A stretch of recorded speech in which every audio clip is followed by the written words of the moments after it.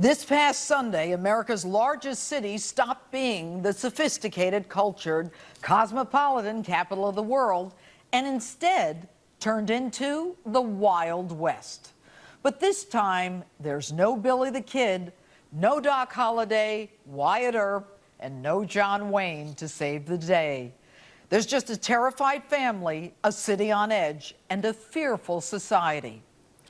There was a time in our history when families would decisively settle wrongs among themselves. Frontier justice was meted out by one's kin.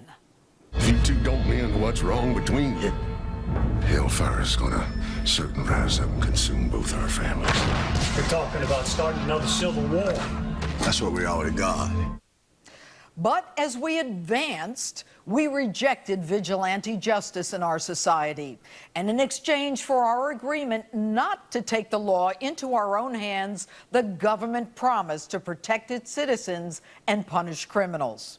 This is the social contract forged in civilized societies. But are we really civilized? As of late, it seems that lawlessness and chaos are not the exception, but rather the rule. That it's every man for himself, that we have the right to avenge whatever wrongs we perceive are visited upon us, human suffering rendered irrelevant. 3 Oklahoma teens kill an Australian college student just for the fun of it. Children randomly shot on playgrounds in Chicago who don't even run at the sound of gunfire. A student beat down on a school bus as the bus driver and others watch, not bothering to intervene. A Navy Yard shooter reloading to pick off a few more victims as though it were a video game. This seems to be an awful moment in our history. Right and wrong seem no longer relevant. Political correctness has replaced the scales of justice, and that correctness seems always to be wrong.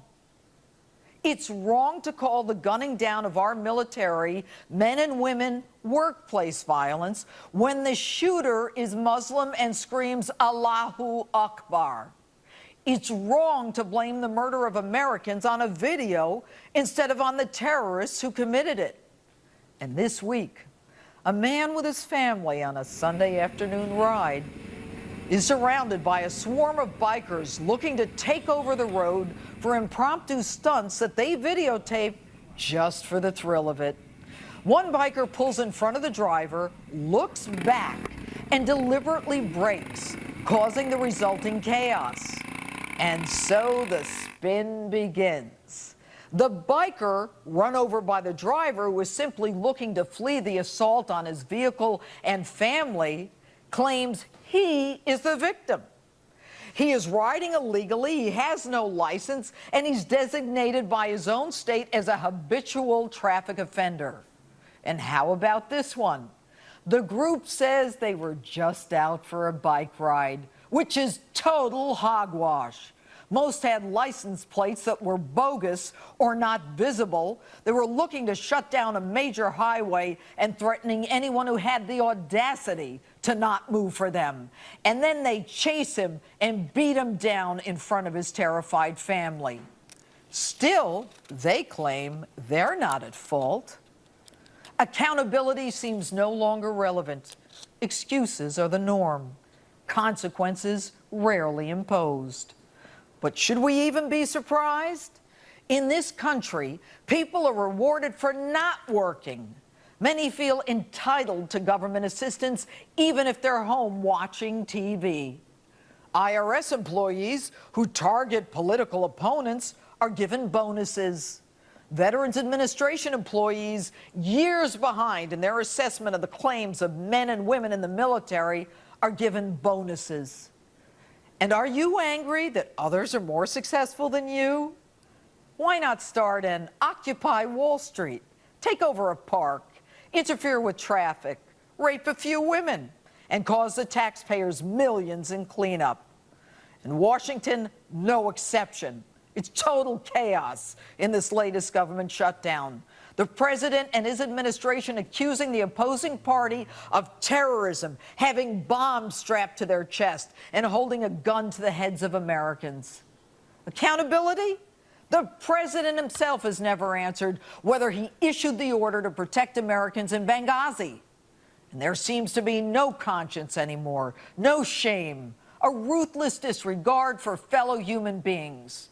And with the cloak of anonymity that the internet provides, people bully to the point where their targets commit suicide. It's as if there are no social restraints. That herd mentality excuses all antisocial and destructive behavior. The lack of civility, accountability, and responsibility always seems accompanied by the apologists, the excuses, and a sense of entitlement. And you can always rely on the ultimate apologist, the Diagnostic and Statistical Manual that explains away all antisocial behavior as a mental problem.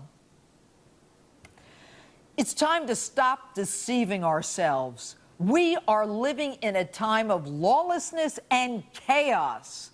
We want to believe in the goodness of each other, but none of the social restraints are ever imposed, and therefore they are simply ignored.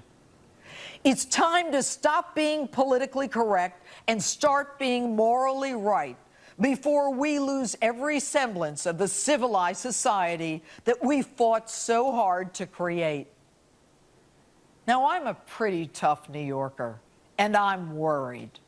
And if I'm worried, you need to be worried.